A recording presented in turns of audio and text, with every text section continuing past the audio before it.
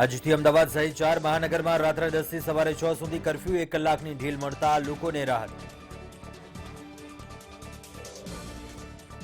વડોદરામાં વરસે વિસ્તારમાં પાણીની લાઈન તૂટતા લાખો ગેલન પાણીનો વેડફાટ, કોન્ટ્રાક્ટરની બેદરકારી સામે રોષ। અમદાવાદના ગાર્ડનમાં જોવા મળેલા મોનોલિથનું રહસ્ય ખુલ્યું, સિમ્ફની કંપનીએ મૂક્યું હતું આ શોપીસ। હીરામાં ભેળસેળ અટકાવવા સિન્થેટિક ડાયમંડ ટ્રેડિંગને શરતી મંજૂરી, સુરતના હીરા વેપારીના આવશે અચ્છેદિન।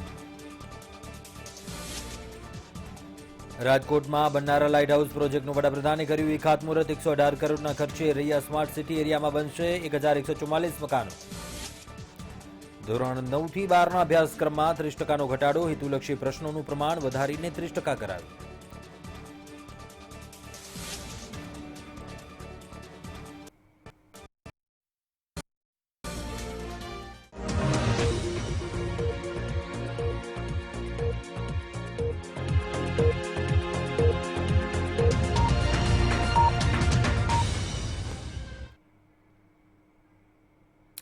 નમસ્કાર, મેટ્રો ન્યૂઝ ગુજરાતમાં આપનું સ્વાગત છે। હું છું કુંજ। મેટ્રો ન્યૂઝની શરૂઆત કરીએ। સૌપ્રથમ સમાચારમાં વાત કરીશું રાજ્યના 4 મહાનગરોમાં રાત્રિ કર્ફ્યુની અમલવારી શરૂ થઈ ચૂકી છે।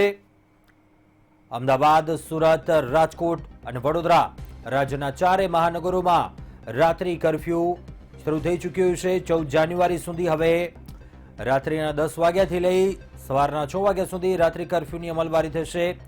અત્યાર સુધી રાત્રિના 9 વાગ્યાથી રાત્રિ કર્ફ્યુની અમલવારી થતી હતી, પરંતુ 1 કલાકના સમયગાળાની રાહત આપવામાં આવી છે। 10 વાગતા જ હવે રાજ્યના 4 મહાનગરોમાં રાત્રિ કર્ફ્યુની અમલવારી શરૂ થઈ ચૂકી છે। 1 થી 14 જાન્યુઆરી સુધી રાત્રિએ 10 થી સવારે 6 વાગ્યા સુધી કર્ફ્યુ। અત્યાર સુધીનો જે સમયગાળો હતો રાત્રિએ 9 વાગતા જ રાત્રિ કર્ફ્યુની અમલવારી કરવામાં આવતી હતી, પરંતુ હવે 1 કલાક જેટલા સમયની રાહત આપવામાં આવી છે અને રાત્રિના 10 વાગ્યાથી લઈ સવારે 6 વાગ્યા સુધી 8 કલાકનું આ રાત્રિ કર્ફ્યુ અમદાવાદ, સુરત, રાજકોટ અને વડોદરા રાજ્યના તમામ 4 મહાનગરો છે। રાત્રિ કર્ફ્યુની અમલવારી કરાવવાનું શરૂ થઈ ચૂક્યું છે।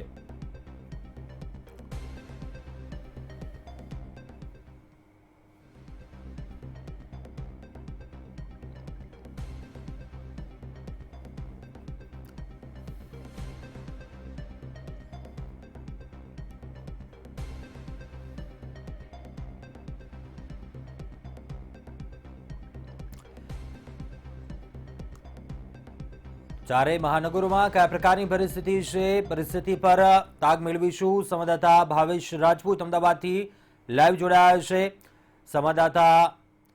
સંવાદદાતા ધ્રુવ અમારી સાથે સુરતથી લાઈવ જોડાયા છે, અમિત ઠાકોર વડોદરાથી લાઈવ જોડાયા છે, મયુર સોની જેઓ રાજકોટથી લાઈવ જોડાયેલા છે। સૌપ્રથમ જઈશું અમદાવાદ। ભાવેશ, અમદાવાદમાં કયા પ્રકારનો માહોલ જોવા મળી રહ્યો છે 10 વાગતા રાત્રિ કર્ફ્યુનું અમલીકરણ?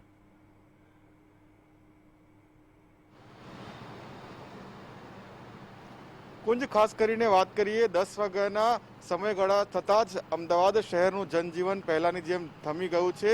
અત્યારે શિવરંજની 4 રસ્તા પાસે છીએ। અત્યારે જોઈ શકાય છે કે જે દુકાનદારો અથવા તો હોટલ રેસ્ટોરન્ટના સંચાલકો છે કે જેઓ પોતાના ધંધા રોજગાર બંધ કરી ચૂક્યા છે, તેઓ પોતપોતાના ઘરે જવા માટે નીકળી રહ્યા છે। ખાસ કરીને વાત કરીએ તો અત્યાર સુધી જે સમયગાળો હતો કર્ફ્યુનો તે રાત્રે 9 વાગ્યાનો હતો, એટલા માટે 8:30 અને 8 વાગે લોકોને પોતાના ધંધા રોજગાર બંધ કરવાની ફરજ પડતી હતી, પરંતુ અત્યારે જે પ્રકારે જોઈ શકાય છે કે 10 વાગતાની સાથે જ તમામ જે ધંધા રોજગાર છે તે બંધ જોવા મળી રહ્યા છે। વાહન વ્યવહાર પણ હવે માત્ર 5% રોડ રસ્તાઓ પર જોવા મળી રહ્યો છે। લોકો પોતપોતાના ઘરે જવા માટે ઉતાવળ કરી રહ્યા હોય તે પ્રકારના દ્રશ્યો જોવા મળી રહ્યા છે, કારણ કે થોડી જ વારમાં અમદાવાદ શહેર પોલીસ અલગ અલગ 4 રસ્તાઓ પર રહેશે તૈનાત અને સાથોસાથ કર્ફ્યુની અમલવારી કડકપણે કરાવશે અને જો કોઈ પણ વ્યક્તિ કારણ વિના ઘરની બહાર નીકળ્યો હશે તો તેની સામે કાયદેસરની કાર્યવાહી હાથ ધરાશે। શિવરંજની 4 રસ્તાના આ દ્રશ્યો છે। આ દ્રશ્યોમાં જોઈ શકાય છે કે જે પ્રકારે જનજીવન ફરીવાર થંભી ગયું છે અને હવે આ જનજીવન આવતીકાલે સવારે 6 વાગ્યે પહેલાની જેમ શરૂ થશે। ખાસ કરીને વાત કરીએ તો કર્ફ્યુનો જે સમયગાળો હતો તે 9 કલાક હતો તેને ઘટાડીને હવે 8 કલાક કરાયો છે, જેના કારણે 1 કલાકનો વધુ સમય અત્યારે વેપારીઓને મળતા તેઓમાં પણ એક રાહતના સમાચાર જોવા મળી રહ્યા છે. કુંજ જી ચોક્કસથી ભાવેશ જોડાયેલા રહેજો. સંવાદદાતા ધ્રુવ સોમપુરા અમારી સાથે સુરતથી લાઈવ જોડાયા છે. ધ્રુવ, સુરતમાં કયા પ્રકારનો માહોલ જોવા મળી રહ્યો છે? 1 કલાકની છૂટછાટ, પરંતુ 10 વાગતા જ કેવા પ્રકારે અમલીકરણ સુરતમાં?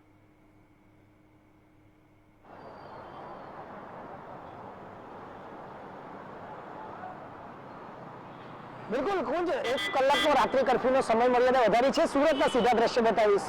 વેપાર ધંધાને લઈને દુકાનો તો બધી બંધ થઈ ચૂકી છે, પરંતુ હજી પણ લોકોની અવરજવર જોવા મળી રહી છે. સુરતના ગુજરાત ગેટ સર્કલ ખાતેથી અત્યારે આપણે આ દ્રશ્ય બતાવી રહ્યા છે. સામાન્ય સંજોગોમાં અહીં મોટી સંખ્યામાં પોલીસનો કાફલો અહીં હોય છે અને લોકોની અવરજવર જે કર્ફ્યુ સમયમાં થતી હોય છે તેને પૂછપરછ થતી હોય છે, રોકવામાં આવતા છે, પરંતુ આજે કોઈ પણ પ્રકારની પોલીસ અહીં નથી જોવા મળતી. આજે બેરેક અને આ તમામ જે સાધનો અહીં જોઈ શકાય છે તે કર્ફ્યુનો સમય શરૂ થઈ જતા અહીં રોડ પર લગાવી દેવામાં આવે છે અને પોલીસ જે છે તે સતર્ક થઈ જતી હોય છે, પરંતુ હાલ પોલીસ અહીં નથી જોવા મળી રહી. એટલે કે ક્યાંક પોલીસનું વિનમ્ર મલણ અહીં જોવા મળી રહ્યું છે. પોલીસની નિષ્ક્રિય કામગીરી અત્યારે અહીં જોવા મળી રહી છે અને લોકો હજુ પણ જે રાત્રિ કર્ફ્યુના સમયનો જે છે તેનું ક્યાંક લોકો પાલન નથી કરતા, તો એવું ક્યાંક જોવા મળી રહ્યું છે. જો કે સામાન્ય સંજોગ કરતા વાહન વ્યવહાર ઓછો જોવા મળી રહ્યો છે, પરંતુ હજુ પણ આ રાત્રિ કર્ફ્યુનો સમય છે, 10 વાગી ચૂક્યા છે, 1 કલાકનો સમય વધાર્યો છે, છતાં લોકોની અવરજવર હજી જોવા મળી રહી છે. એટલે કે જે પ્રકારે અમલ થવો જોઈએ તે પ્રકારનો અમલ સુરતમાં ક્યાંક હજી નથી જોવા મળ્યો.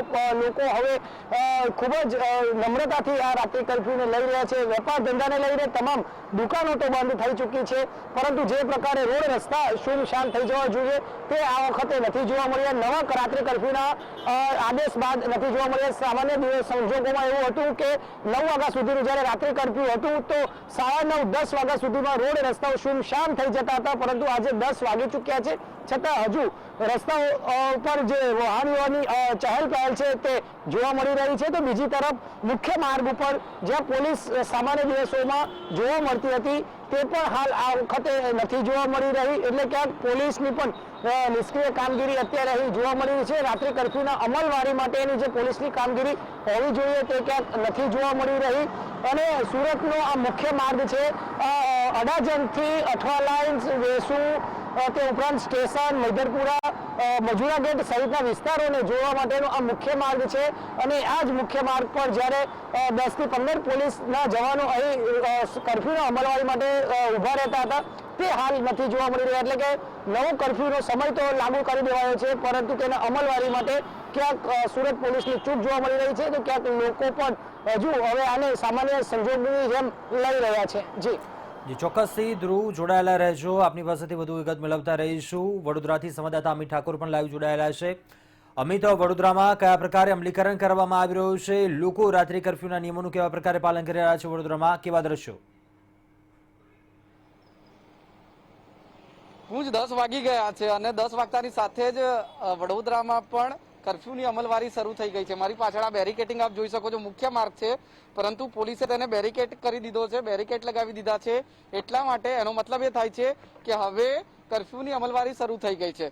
ગઈકાલ સુધી રાત્રિના 9 વાગ્યાથી કર્ફ્યુની અમલવારી શરૂ થતી હતી અને એટલા માટે જ પોલીસ દ્વારા જે રીતે કાયદો અને વ્યવસ્થાની સ્થિતિ જાળવવાની હોય છે, કર્ફ્યુનું પાલન કરાવવાનું હોય છે તે કરવામાં આવતું હતું. આજથી થોડી પોલીસને પણ એટલી રાહત થઈ છે અને નાગરિકોને સૌથી મોટી રાહત થઈ છે, કારણ કે અત્યાર સુધી 9 કલાકનો કર્ફ્યુ હતો. રાત્રે 9 વાગ્યાથી શરૂ થઈ જતો હતો, સવારે 6 વાગ્યા સુધી રહેતો હતો, પરંતુ આજથી રાજ્ય સરકારે નક્કી કર્યું છે કે તેનો સમય ઘટાડવામાં આવે, 1 કલાક ઘટાડી દીધો છે. એટલે 10 વાગ્યાથી કર્ફ્યુનો અમલ શરૂ થયો છે. પરંતુ કુંજ, એક મહત્વની વાત એ છે કે કર્ફ્યુનો અમલ શરૂ થઈ ગયો છે, તેમ છતાં હજી રોડ પર જે વાહનો છે તેની સંખ્યા ઓછી નથી થઈ રહી.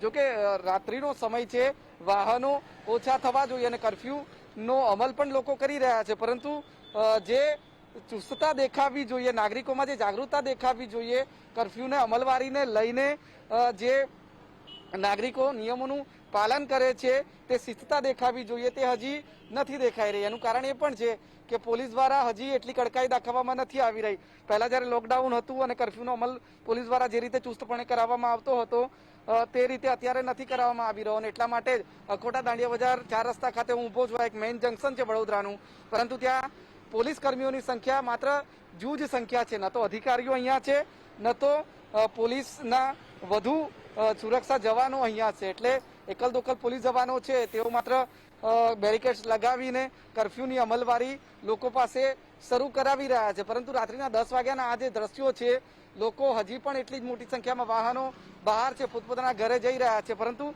સરકારે એટલા માટે જ 1 કલાકનો સમય વધાર્યો છે, 9 થી 10 નો કર્યો છે, ઘટાડો કર્યો છે કે લોકો 9 વાગ્યા પહેલા અથવા મોડામાં મોડા 10 વાગ્યા પહેલા પોતપોતાના ઘરે પહોંચી જાય. પરંતુ 10 વાગ્યા બાદ પણ હજી પણ લોકો બહાર છે, પોતપોતાના ઘરે પહોંચી રહ્યા છે. પરંતુ પોલીસે હવે સમજવું પડશે, કારણ કે 9 વાગ્યાનો જ્યારે સમય હતો કર્ફ્યુનો અમલવારી શરૂ કરવાનો, ત્યારે પણ લોકો પાસે બહાનું હતું કે નોકરિયાત વર્ગ છે, ધંધા રોજગારવાળા છે, તેઓ 1-8 કલાક અથવા તો અડધો કલાક મોડું થઈ શકે. પરંતુ હવે જ્યારે સરકારે 10 વાગ્યાનો સમય કર્યો છે, તેમ છતાં આટલા બધા વાહન ચાલકો આટલી મોટી સંખ્યામાં રોડ પર છે. એનો મતલબ એ કે હજી પણ લોકો કર્ફ્યુને એટલો ગંભીરતાથી નથી લઈ રહ્યા જેવું પહેલા લેતા હતા. અને પોલીસ પણ જે ચુસ્તપણે પાલન કરાવવું જોઈએ લોકો પાસેથી તે નથી કરાવી રહી. એટલા માટે જ આ દ્રશ્યો હજી પણ મોટી સંખ્યામાં લોકો 10 વાગ્યાનો કર્ફ્યુનો અમલ શરૂ થઈ ગયો છે તેમ છતાં જોવા મળી રહ્યા છે. પોલીસ જો કે આ તમામને રોકી રહી છે. આપ અહીંયા જોઈ શકો છો, તમામ જે વાહન ચાલકો છે પોલીસ તેમને રોકી રહી છે, પૂછપરછ કરી રહી છે કે 10 વાગ્યા પહેલા કેમ તેઓ ઘરે હજી નથી પહોંચ્યા. લોકોને ખબર છે કે સરકારે આજથી 10 વાગ્યાથી કર્ફ્યુનો અમલ શરૂ કર્યો છે. ગઈકાલ સુધી 9 વાગ્યા સુધી હતો, પરંતુ 1 કલાક આપ્યો છતાં લોકો હજી બહાર છે. એનો મતલબ કે નાગરિકો હજી સમજી નથી રહ્યા. કોરોનાને કંટ્રોલ કરવા માટે સરકારે રાત્રિ કર્ફ્યુ નાખ્યો છે, પરંતુ રાત્રિ કર્ફ્યુ નો અમલ ચુસ્તપણે કરવામાં આવે તે પબ્લિક એટલે કે જાહેર જનતા નાગરિકો છે તે હજી પણ નથી સમજી રહ્યા. અને 10 વાગે કર્ફ્યુનો અમલ શરૂ થઈ ગયો છે તેમ છતાં આટલી મોટી સંખ્યામાં લોકો બહાર છે. પોલીસ એટલી ચુસ્તતા નથી દાખવી રહી અને તેને કારણે હજી પણ જે પ્રમાણે કર્ફ્યુનો અમલ થવો જોઈએ તે નથી દેખાઈ રહ્યો. અને 10 વાગ્યા બાદ પણ વડોદરાના રસ્તાઓ પર આ રીતે જ ટ્રાફિક અને મોટી સંખ્યામાં વાહન ચાલકો કુંજ હજી પણ જોવા મળી રહ્યા છે. જી ચોક્કસથી અમિત જોડાયેલા રહેજો, વધુ વિગત મેળવતા રહીશું આપની પાસેથી. રાજકોટથી સંવાદદાતા મયુર સોની પણ અમારી સાથે લાઈવ જોડાયેલા છે. મયુર, રાજકોટ વાસીઓમાં કેવા પ્રકારની શિસ્તતા જોવા મળી રહી છે, સાથે રાજકોટ પોલીસ તરફથી કેવા પ્રકારે કર્ફ્યુની અમલવારી કરવામાં આવી રહી છે, રાજકોટમાં કેવા પ્રકારના દ્રશ્યો સામે આવી રહ્યા છે?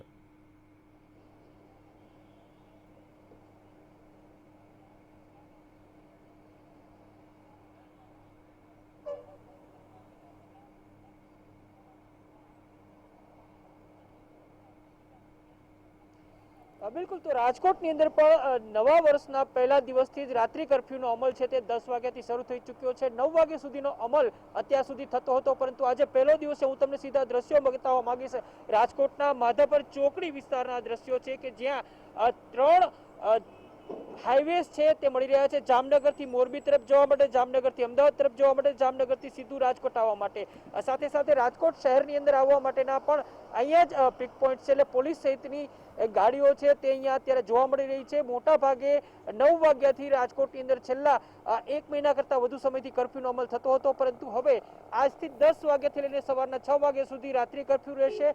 રાત્રિ કર્ફ્યુની અંદર એક પણ એવા વ્યક્તિ કે જેમની પાસે કોઈ ચોક્કસ કારણ નથી તેમને ન તો શહેરની અંદર પ્રવેશવા દેવામાં આવશે, ન તો તેમને અહીંથી બહાર જવા દેવામાં આવશે. આપ જોઈ શકો છો કે અહીંયા બેરિકેડ્સ છે તે લગાડવાની તૈયારીઓ છે તે પોઈન્ટ ઉપરના પોલીસ જવાનો દ્વારા શરૂ કરી દેવામાં આવી છે. અને કર્ફ્યુનો ચુસ્તપણે અમલ થાય, બિનજરૂરી લોકો બહાર ના નીકળે તે માટેની તકેદારીના પગલાં છે તે પણ લેવાના શરૂ થઈ ચૂક્યા છે. સૌથી મહત્વની વાત એ છે કે રાત્રિ કર્ફ્યુની સાથે સાથે શિયાળો પણ ભરપૂર રીતે જામ્યો છે. શહેરની અંદર તાપમાન અત્યારે લગભગ 8.5 થી 9 ડિગ્રી આસપાસ રાત્રિનું તાપમાન નોંધાયું છે. એટલે તમામ આ પ્રકારે કહી શકાય કે લોકો છે તે મોટા ભાગે પોતાના ઘરની અંદર પહોંચી ચૂક્યા છે. અને કર્ફ્યુનો અમલ છે તેનો પહેલો દિવસ એટલે બીજા રાઉન્ડનું જે રાત્રિ કર્ફ્યુ છે તેનો પહેલો દિવસ અત્યારે જોવા મળી રહ્યો છે. જી ચોક્કસથી મયુર, આપ તમામે જાણકારી આપી તે બદલ આભાર. ભાવેશ, અમિત, આપ તમામે જે દ્રશ્ય બતાવ્યા આભાર આપ તમામનો. ચારે મહાનગરોના રાત્રિ કર્ફ્યુના આ દ્રશ્યો અમદાવાદ, સુરત, રાજકોટ અને વડોદરામાં તો ક્યાંક નરમ વલણ પણ જોવા મળી રહ્યું છે પોલીસ તરફનું, ત્યારે લોકો હજુ પણ ક્યાંક ચહલ પહલ મહદઅંશે જોવા મળી રહી છે.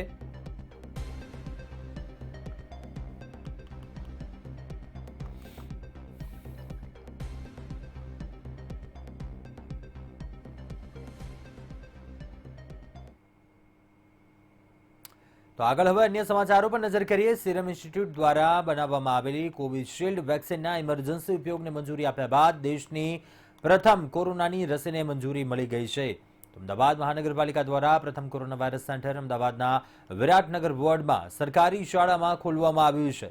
શાળાના 3 વર્ગખંડોમાં આ સેન્ટર ઊભું કરાયું છે, જેમાં પ્રથમ વેઇટિંગ રૂમ હશે, જ્યાં પુરાવા ચેક કરાવ્યા બાદ બીજા રૂમમાં રસી આપવામાં આવશે, તો ત્રીજા રૂમમાં વેક્સિન લીધા બાદ અડધો કલાક સુધી બેસવું પડશે.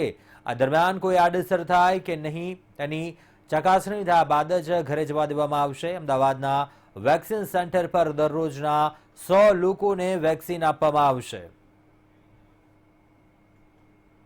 વેક્સિનેશન માટે તૈયારી કરીને આ આખી સેશન સાઇટ તૈયાર કરેલી છે. ટોટલ અમદાવાદ કોર્પોરેશનમાં આવી 300 જેટલી સેશન સાઇટો તૈયાર કરવામાં આવી છે, જેમાં આપણે 50 વર્ષથી ઉપરના અને 50થી નાના કે જેઓને ડાયાબિટીસ, બ્લડ પ્રેશર, કેન્સર કે એવી કોઈ પણ પ્રકારની બીમારી હોય તેવા લોકોનું રજીસ્ટ્રેશન કરી રહ્યા છે. સંઘની સમન્વય બેઠક અમદાવાદમાં મળવા જઈ રહી છે, જે અંતર્ગત સંચાલક મોહન ભાગવત શનિવારે અમદાવાદ આવશે. મોહન ભાગવતની અધ્યક્ષતામાં મળનારી આ બેઠક 5 થી 7 જાન્યુઆરીના રોજ અમદાવાદમાં મળશે, જેમાં દેશભરમાંથી સંઘના હોદ્દેદારો અને કાર્યકર્તાઓ હાજર રહેશે. મહત્વનું છે કે સંઘની રાષ્ટ્રીય કાર્યકારિણી 3 અને 4 જાન્યુઆરીના રોજ મળશે, જ્યારે 5 થી 7 જાન્યુઆરી દરમિયાન સમન્વય બેઠક મળશે.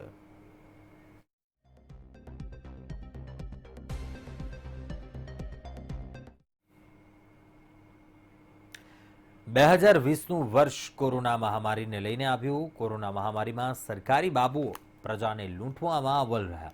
2020માં લાંચ રૂશ્વત વિરોધી બ્યુરોએ 27 સરકારી વિભાગમાં લાંચના 198 કેસ કરી 307 બાબુઓની ધરપકડ કરી છે. 174 જેટલા કેસોની અંદર એસીબી દ્વારા ચાર્જશીટ ફાઇલ કરવામાં આવેલી છે. દેશમાં સૌ પ્રથમ વખત ગુજરાત એસીબી દ્વારા બાડા યુનિટની રચના કરવામાં આવેલી છે. બેનામી એન્ડ ડિસપ્રોપોર્શનેટ એસેટ યુનિટ, જેની અંદર એસીબીના એક આસિસ્ટન્ટ ડાયરેક્ટરના અધ્યક્ષપણા નીચે આ યુનિટ હાલ કાર્યરત છે. વડોદરાના જ્વેલરી શોરૂમમાં સોનાની ચેઇનની ચોરી થઈ હતી. જેતલપુર રોડ પરના પીએન ગાડગિલ શોરૂમમાં મહિલાએ એક સાથે 5 સોનાની ચેઇન શોરૂમના કાઉન્ટર પરથી ખિસ્સામાં સેરવી લીધી. આ ઘટના સીસીટીવીમાં કેદ થઈ હતી. ગોત્રી પોલીસે સીસીટીવીને આધારે તપાસ શરૂ કરી છે.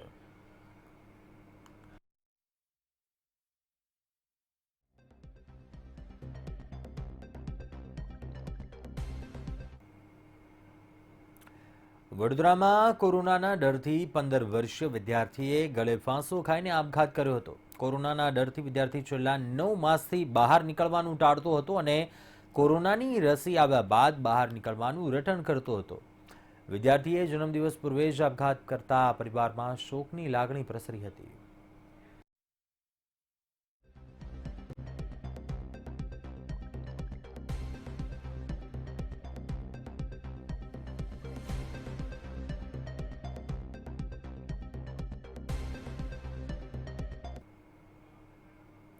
જામનગરમાં ચાલી રહેલ સેલમાં સોશિયલ ડિસ્ટન્સના ધજાગરા ઉડ્યા. અંબર ટોકીઝ નજીક કામદાર વાડીમાં મંજૂરી વગર ચાલી રહેલા સેલમાં મોટી સંખ્યામાં લોકો ઉમટી પડ્યા હતા. જાણ થતાં મનપાની એસ્ટેટ વિભાગે બંધ કરાવ્યો હતો, ત્યારે પોલીસે સેલના મેનેજરની અટકાયત કરી હતી અને જાહેરનામા ભંગ કરવા બદલ દંડની કાર્યવાહી હાથ ધરી હતી.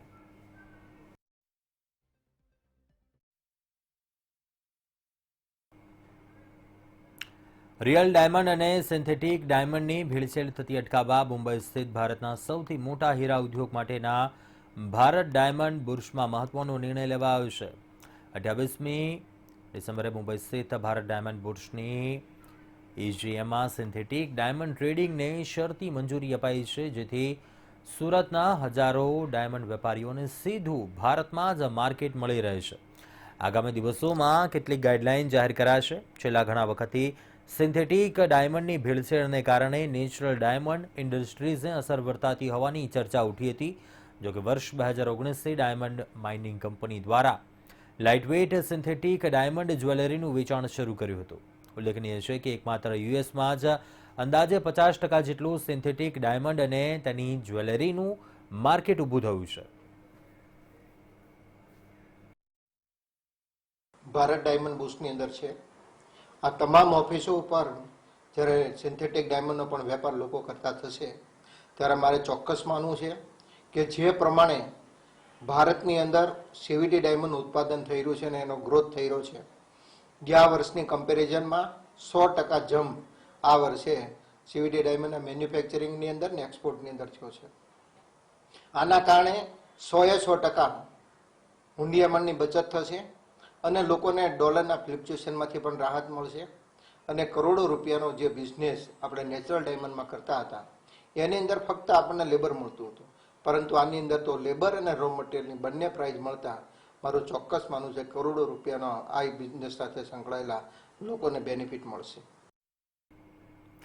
અમદાવાદમાં પાસે વિરાટનગરના કોર્પોરેટર ગીતાબહેનનો ઓડિયો વાયરલ થયો છે. ધમકી આપતો ઓડિયો વાયરલ થયો છે, જેને લઈને રાકેશ પટેલે ફરિયાદ નોંધાવી છે. કોર્પોરેટર ગીતા પટેલ વિરુદ્ધ ધમકીની ફરિયાદ નોંધાવી છે. તેમના પતિએ શેડ બાંધવાની બાબતમાં ધમકી આપ્યા હોવાનું સામે આવ્યું છે. હલો, કીર્તિભાઈ રાકેશ વેતરિયા બોલો. બોલો. મજામાં? બસ મજામાં. હવે તમારા બે કોઈ છોકરા આવ્યા હતા એ ફોટો પાડવા સીતારામ હબમાં.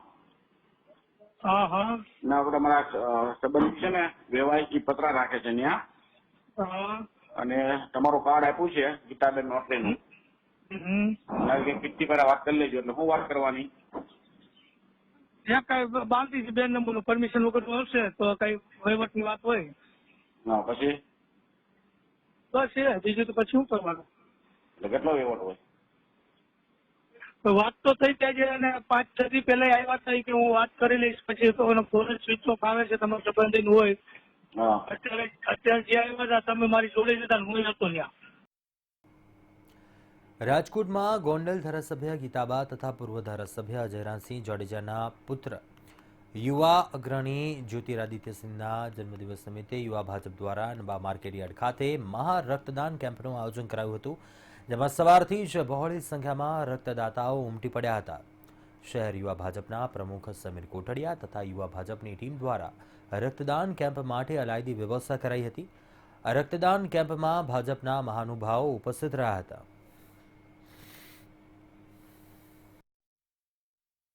કોઈ પણ દાનનું મહત્વ છે. એ શિક્ષણનું હોય, અન્નદાન હોય, સમયનું દાન હોય, પણ એ બધા દાનમાં સર્વોત્તમ છે એ રક્તદાન છે.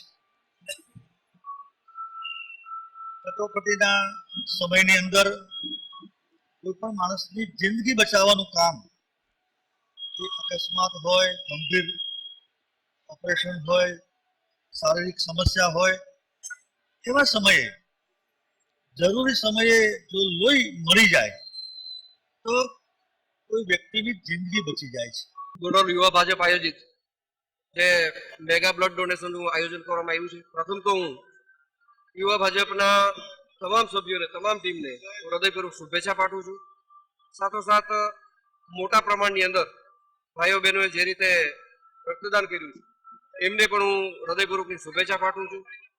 આજના દિવસ વર્ષની શરૂઆતના દિવસે એ સમયે હું નવા વર્ષની સૌને ખૂબ ખૂબ શુભેચ્છા પાઠવું છું. નવું વર્ષ સૌનું સુખમય નીવડે એવી ભગવાનને પ્રાર્થના કરું છું.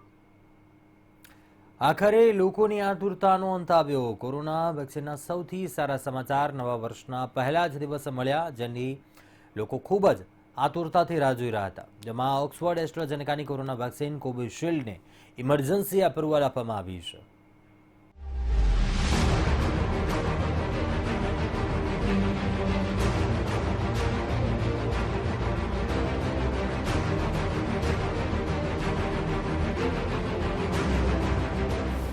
નવા વર્ષના સુખદ સમાચાર. આખરે કોરોનાને આપીશું માત. હવે હારશે કોરોના. આતુરતાનો આવ્યો અંત. કોરોના વેક્સિનને મળી મંજૂરી. કોવિશિલ્ડ વેક્સિનને મળી મંજૂરી. સંપૂર્ણ સ્વદેશી વેક્સિનને મંજૂરી. કોરોના વેક્સિનને લઈને સબ્જેક્ટ એક્સપર્ટ કમિટીની આજે મહત્વની બેઠક મળી, જેમાં ઓક્સફર્ડ એસ્ટ્રાઝેનેકાની કોરોના વેક્સિન કોવિશિલ્ડને ઇમરજન્સી અપ્રુવલ આપવામાં આવી છે, તો કોવેક્સિનને પણ ઇમરજન્સી અપ્રુવલ આપવા અંગેનો વિચાર ચાલી રહ્યો છે. જાણકારી મુજબ આ બેઠકમાં ફાઇઝર, ભારત બાયોટેક અને સિરમ ઇન્સ્ટિટ્યૂટ ત્રણેયને એક પછી પોતપોતાનું પ્રેઝન્ટેશન આપવાનું હતું. આ બેઠકમાં ઝાયડસ કેડિલા પણ સામેલ છે. CDSCOની વિશેષજ્ઞ સમિતિએ કોવિશિલ્ડને મંજૂરી આપવા અંગેની ભલામણ કરી છે. હવે DGCIની આ ભલામણ પર વિચાર કરીને તેને અંતિમ રૂપ આપીને મંજૂરી આપવા પર કામ કરશે. જો આવું થશે તો ભારતમાં ઇમરજન્સી અપ્રુવલની મંજૂરી મેળવનારી પહેલી વેક્સિન બની જશે. કેન્દ્ર સરકારે વેક્સિનેશન માટે પૂર્વાભ્યાસ માટે પહેલેથી જ તૈયારી કરી લીધી છે. અત્યાર સુધીમાં serum institute of India, Bharat Biotech અને ફાઇઝરે ઇમરજન્સી યુઝ માટે મંજૂરી માટે અરજી કરી હતી. સિરમ ઇન્સ્ટિટ્યૂટ કોવિશિલ્ડ નામની વેક્સિન તૈયાર કરી રહી છે. તેને ઓક્સફર્ડ યુનિવર્સિટી તથા ફાર્મા કંપની એસ્ટ્રાઝેનેકાએ તૈયાર કરી છે. સિરમ ઇન્સ્ટિટ્યૂટ ઉપરાંત સ્વદેશી વેક્સિન તૈયાર કરનારી ભારત બાયોટેકે બુધવારે પેનલ સમક્ષ રજૂ કરી હતી, જ્યારે અમેરિકાની કંપની ફાઇઝરે પોતાનો ડેટા રજૂ કરવા માટે વધુ સમય માંગ્યો છે. જોકે ફાઇઝરે WHOએ એક દિવસ અગાઉ ઇમરજન્સી યુઝ માટે મંજૂરી આપી છે. પુણેની સિરમ ઇન્સ્ટિટ્યૂટે બનાવી છે કોવિશિલ્ડ વેક્સિન. કોવિશિલ્ડ વેક્સિન બનાવવામાં 9 મહિનાનો થયો સમય. કોવિશિલ્ડથી હજી સુધી કોઈ સાઇડ ઇફેક્ટ થઈ નથી. એક વખત કોવિશિલ્ડ લીધા બાદ 7 દિવસમાં અસર દેખાશે. કોવિશિલ્ડ લીધા બાદ માથાનો દુખાવો, હળવો તાવ આવી શકે છે. કોવિશિલ્ડને 2 થી 8 ડિગ્રી તાપમાનમાં રાખવી પડશે. ફ્રીજની બહાર રાખવામાં આવે તો 10 દિવસ સુધી નહીં બગડે. સિરમ ઇન્સ્ટિટ્યૂટે કોવિશિલ્ડના 50 મિલિયન ડોઝ બનાવ્યા છે. 2.5 કરોડ લોકોને આપી શકાય તેટલી રસી તૈયાર છે. કોવિશિલ્ડના એક ડોઝની કિંમત 200 રૂપિયા હશે. પ્રાઇવેટ કંપનીને એક ડોઝ માટે 1000 સુધી ચૂકવવું પડશે. એપ્રિલ સુધીમાં પ્રાઇવેટ ધોરણે પણ શરૂ થઈ જશે વેચાણ. કોવિશિલ્ડ સૌથી સસ્તી વેક્સિન. સસ્તી હોવાને લીધે ઓક્સફર્ડ વેક્સિન સરકારની સૌથી મોટી આશા છે. કંપનીનું કહેવું છે કે તે પોતાના ઘરેલું બજાર પર ફોકસ આપશે, ત્યારબાદ તે દક્ષિણ એશિયાના દેશો તથા આફ્રિકાને એક્સપોર્ટ કરવામાં આવશે. બ્યુરો રિપોર્ટ, મંતવ્ય ન્યૂઝ. અત્યારે હાલ બુલેટિનમાં બસ આટલું. મને આપશો રજા. વધુ સમાચાર માટે આપ જોતા રહો મંતવ્ય ન્યૂઝ. વધુ અપડેટ મેળવવા માટે આપ લોગિન પણ કરી શકો છો મંતવ્યન્યૂઝ.com પર. નમસ્કાર.